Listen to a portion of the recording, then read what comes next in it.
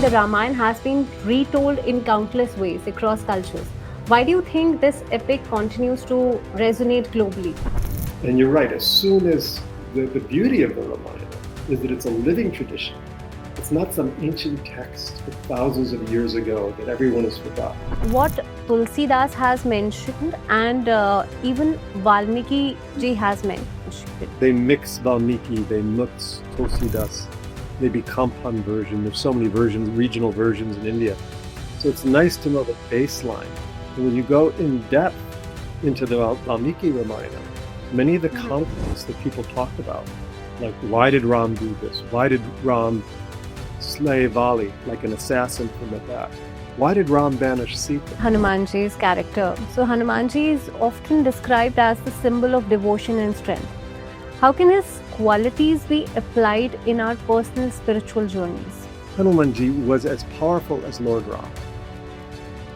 He's an incarnation of Shiva, even though he was the son of the wind god Vayu. He is an incarnation of Shiva as well.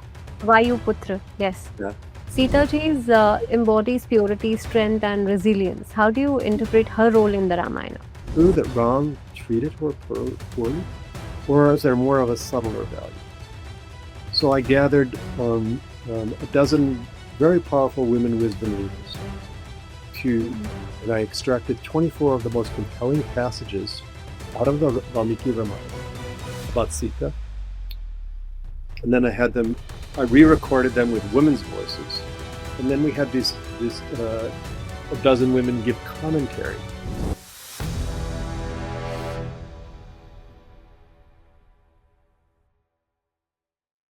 Hello and welcome to TOI Mantra.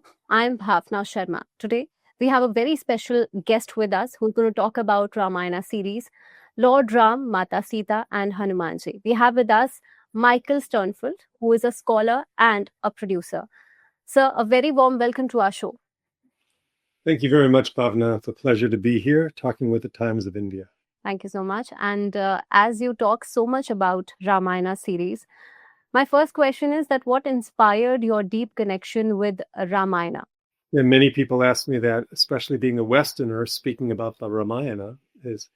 I've been working with it for the past 34 years, doing many, many productions. I'm known for some of my audio productions, but also theatrical productions, and even a theme park based on Ramayana. But the initial interest in the Ramayana came when I was in graduate school in the United States. There's a program at Maharishi International University, which was founded by Maharishi Mahesh Yogi, who's a great teacher that many people in India and throughout the world know. And at the end of our program, the program was in Vedic science, in Vedic psychology in particular for me.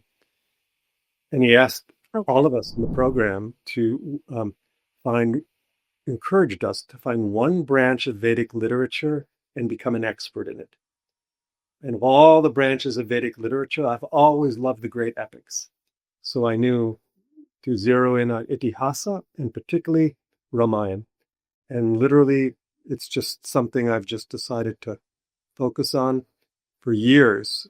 And it's that service and devotion to Ram, Ramayana, Ramraj, Ramlila has really developed in my life. And now I travel around the world. I speak on the Ramayana. I do productions of the Ramayana. We can talk about some of those today.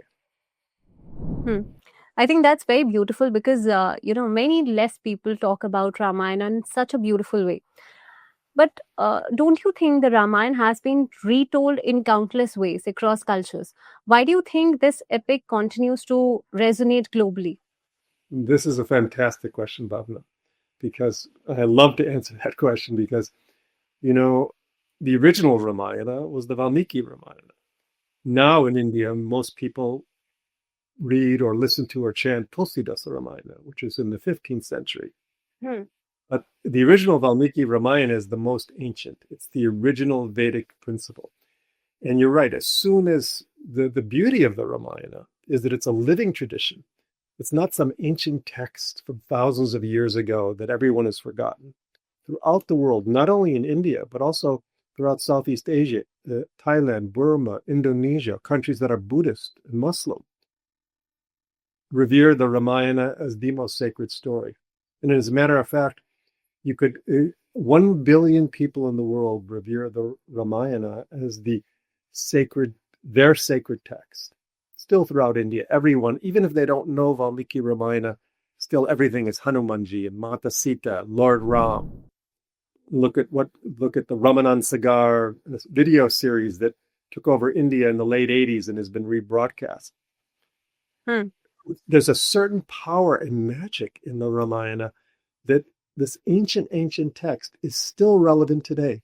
Look at what happened when they had the inauguration of the in Ayodhya of the Ram Temple, meaning this still captures the hearts of India, and it's very lively, even in the United States, very lively.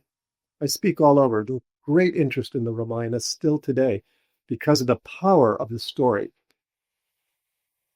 Yeah, but don't you think that many people don't even understand the difference between what Tulsidas has mentioned and even Valmiki ji has mentioned? So, what is the basic difference between these two scriptures Well, when we talk about Ramayana and Ramcharitmanas? Yeah, Ramcharitmanas.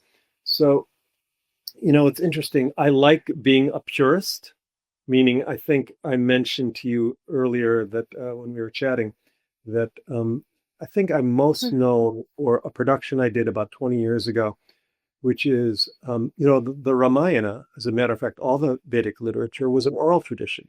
It was cast down orally from the Pandit families would chant the Ramayana. And that went on for thousands of years, even before Valmiki wrote it down, because the Ramayana was an eternal reality.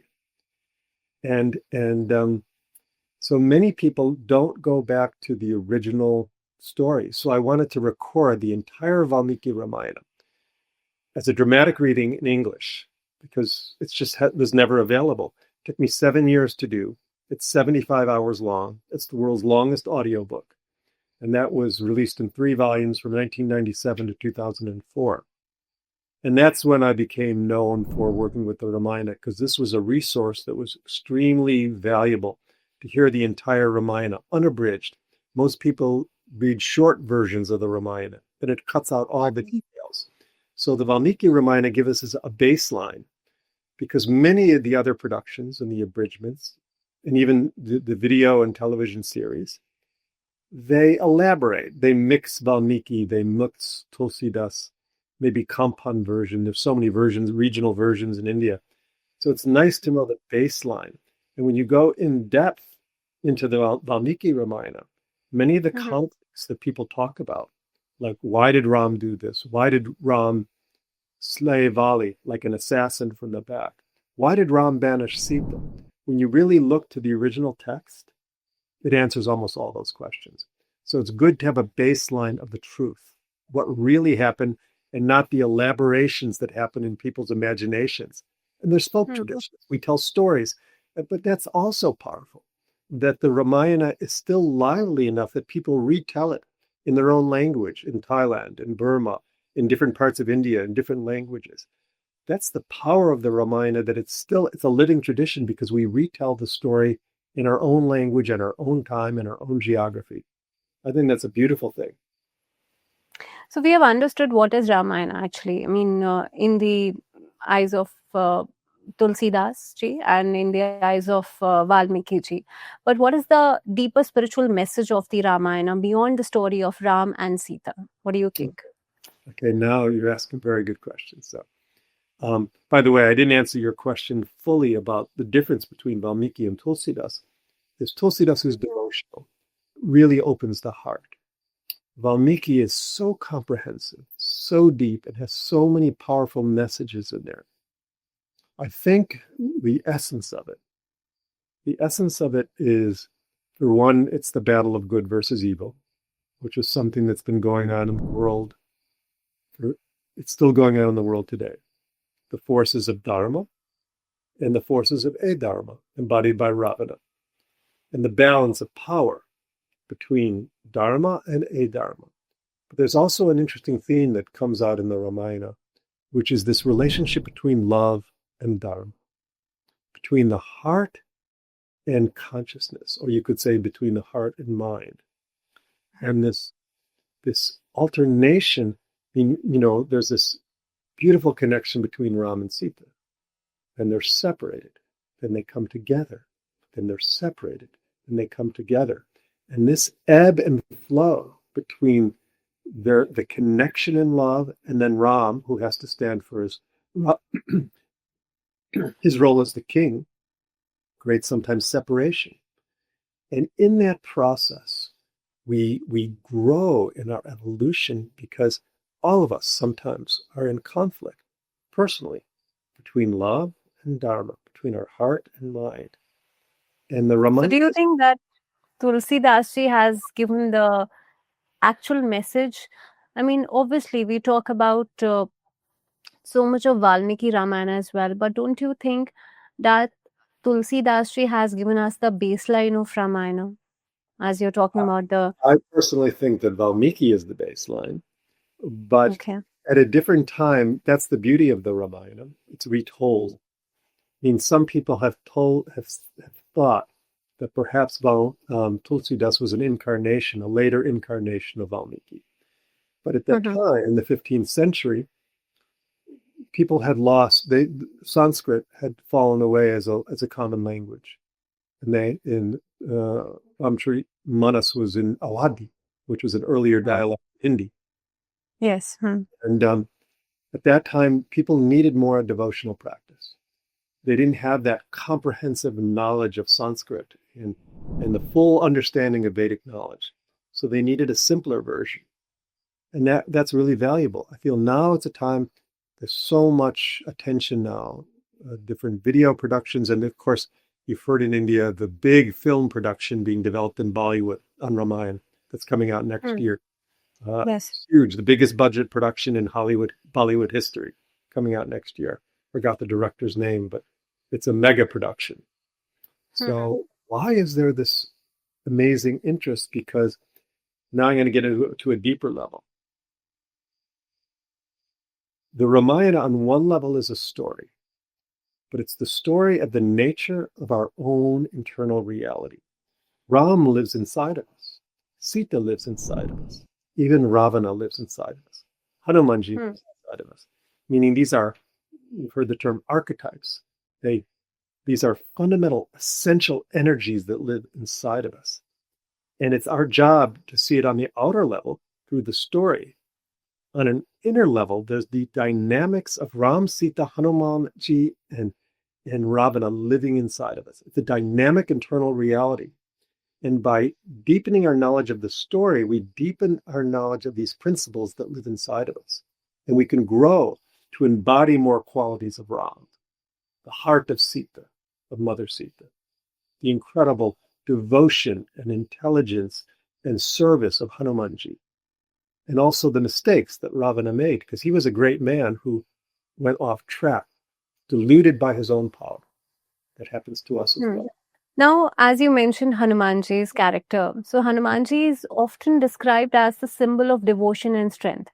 How can his qualities be applied in our personal spiritual journeys? Every day I pay homage to Hanumanji after I meditate in the morning. I pay homage to the three central characters, Ram, Sita, and Hanuman. You know, our ego structure can either be of great service to us or can bring us into delusion or a need for power or need for self-importance. Well, how do we use our ego structure? Do we use it to serve the highest good? Or do we use it for our own selfish ends? This is how Hanumanji can help us, because he is the right use of ego. Hanumanji was as powerful as Lord Ram.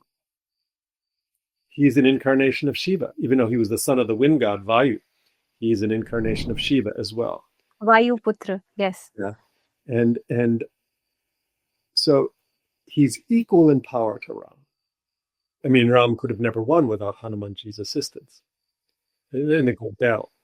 So to me, how we use our ego structure for our own selfish purposes or to serve the highest good of humanity. This is the lesson of Hanumanji, the right use of ego. I mean, there's many other qualities, but really, when you think about it, how we use the power of our ego to serve with love and devotion, or for my own selfish reasons. I'm repeating myself a few times because this is a very important point for all of us in our day-to-day life. Okay, so when we are basically doing all the rituals in our day-to-day life, like many people recite the Hanuman Chalisa daily. So from your perspective, how does it transform consciousness? Like when we are reciting Hanuman Chalisa daily or Bajrang Ban daily, what is there any shlok or any chopai in the Hanuman Chalisa or in the Bajrang Ban that can help us transform our consciousness? In general, even though I love to listen to Hanuman Chalisa. I can't chant it from my own memory. But to me, it's the feeling level that gets evoked. What happens on the feeling level inside your own heart when you listen to the shlokas from Hanuman Chalisa and so on? Meaning you can have the specifics. And this is maybe a slight difference. There's a bhav, this rasa, this feeling that emerges when one engages in devotional act. Depends on what their interests are. Some people, it's very intellectual. They like to discriminate between truth. Some people need to feel it in their emotions when they chant Ram's name and Hanuman's name. It cultivates, they say the power of Ram is in Ram's name.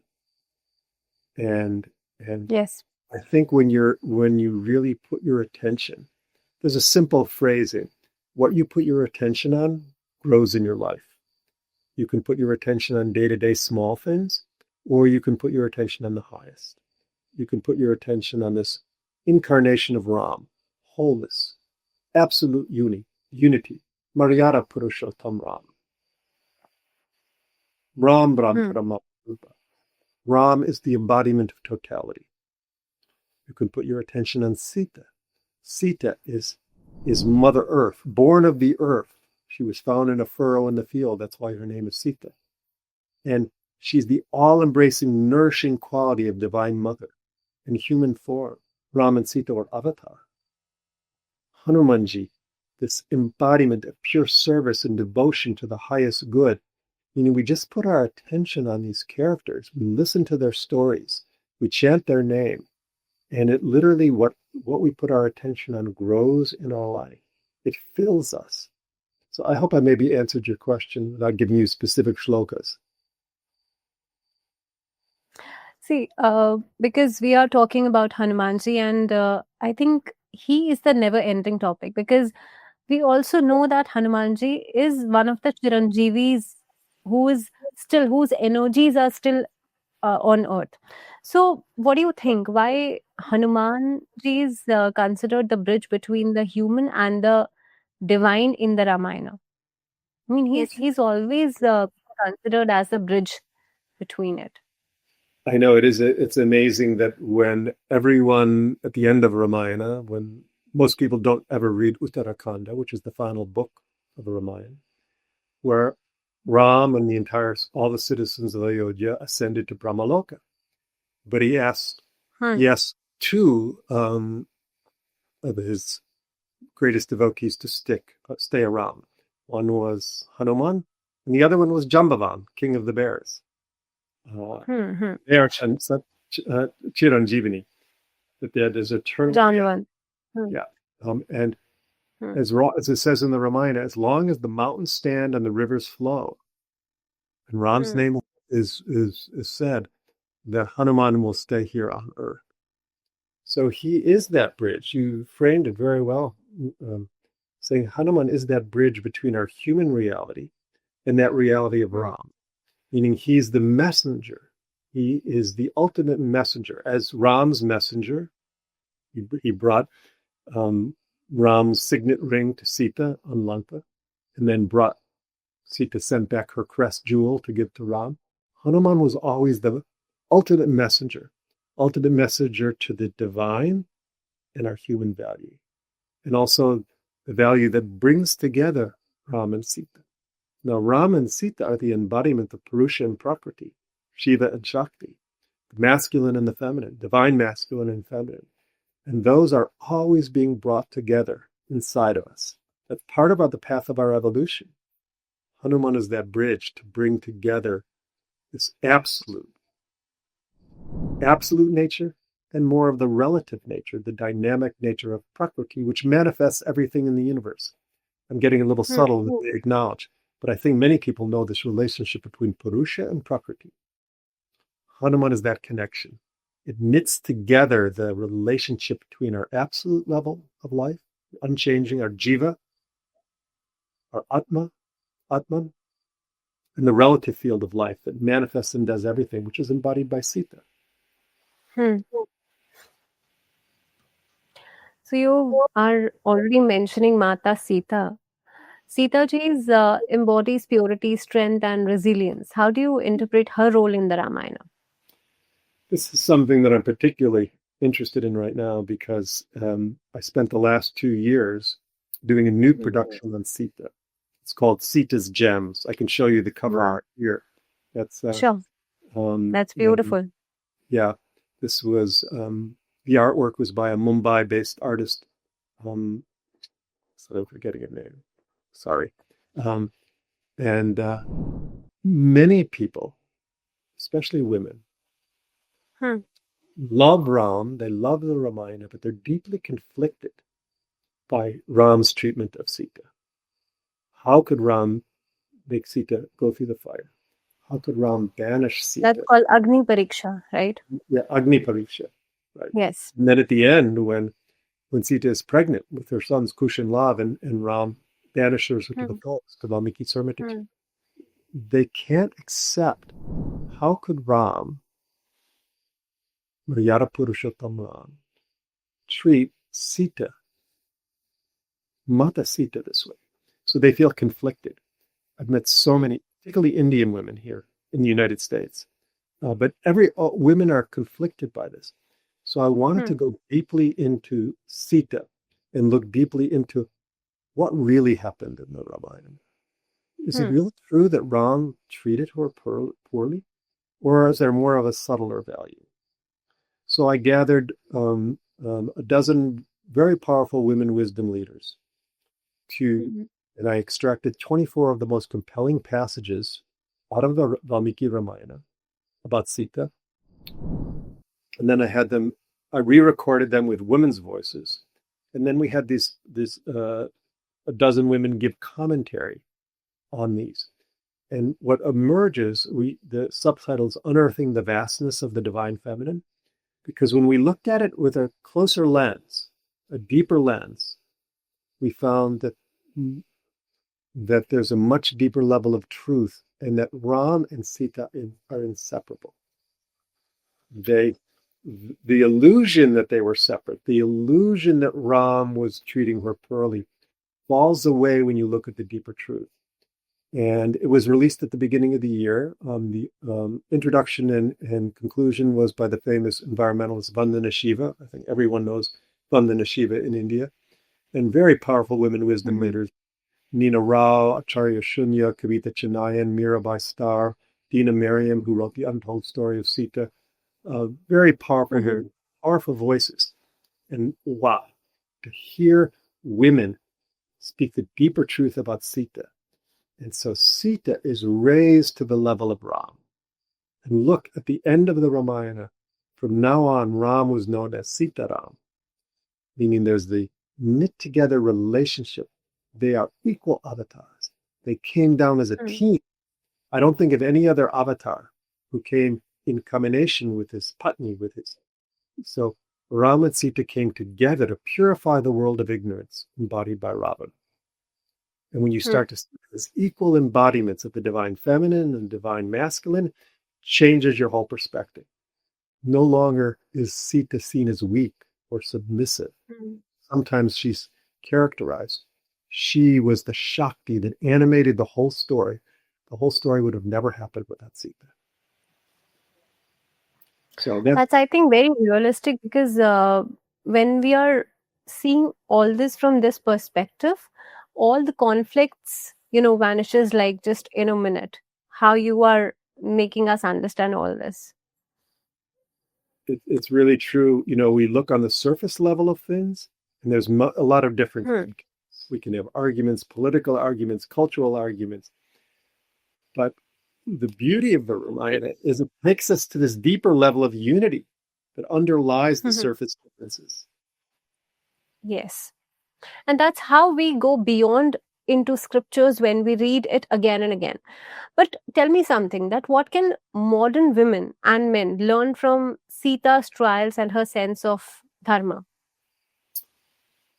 Yes, that's number one. Sita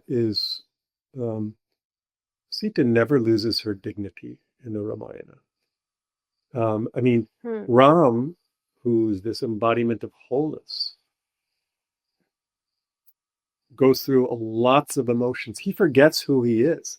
People don't like to admit that, but it comes after Agni Pariksha. Brahma himself has to come to remind Ram what his true nature is. And at the end of the battle, also he fought that battle with Ravana for 7 days.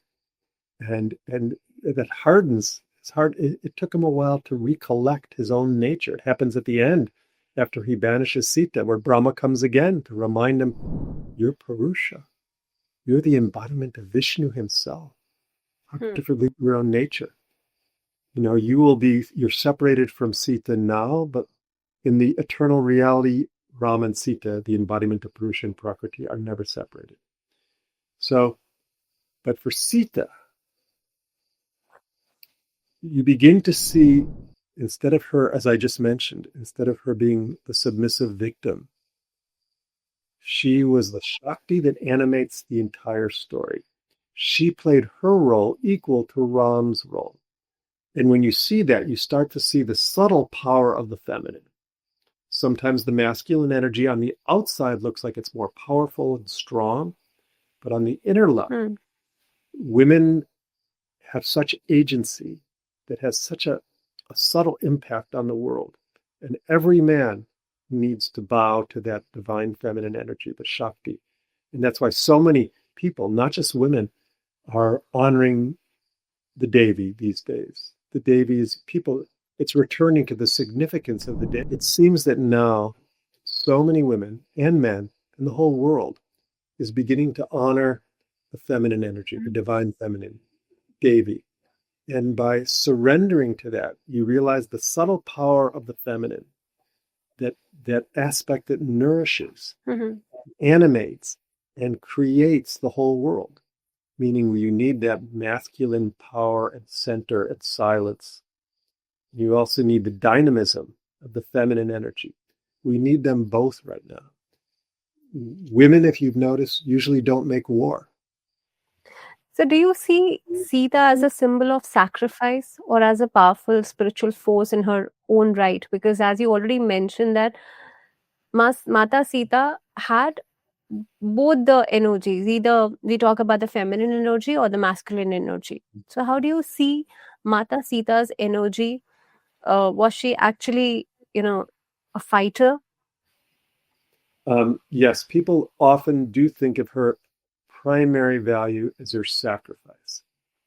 But that was only one part of it. I would mainly call it her devotion to the highest level of truth, her devotion to the essence of Ram. She always was devoted to Ram. People think at the end, when she returns to Mother Earth, when she makes that final scene where she said, if I have been pure, let Mother Earth, Madhava, take me home, Mila. So she surprises everyone because she phrases it, if I have been pure, then let Mother Earth take me back. And then and Madhava comes and brings her a great throne, and she returns to Mother Earth. So she always had the agency and the power to have a huge impact on everything that was happening to her. Meaning she wasn't a victim, and she was making a sacrifice in the sense that even with all the challenges she went through, which were extraordinary challenges, that the 11 months in captivity in Lanka, where she was subject to psychological and physical abuse, and just everything she went through with her abduction by Ravana. She could have easily lost faith, and she did for a moment. course, Hanuman came and rescued her when she was even contemplating suicide. But she never really lost faith on the deepest level.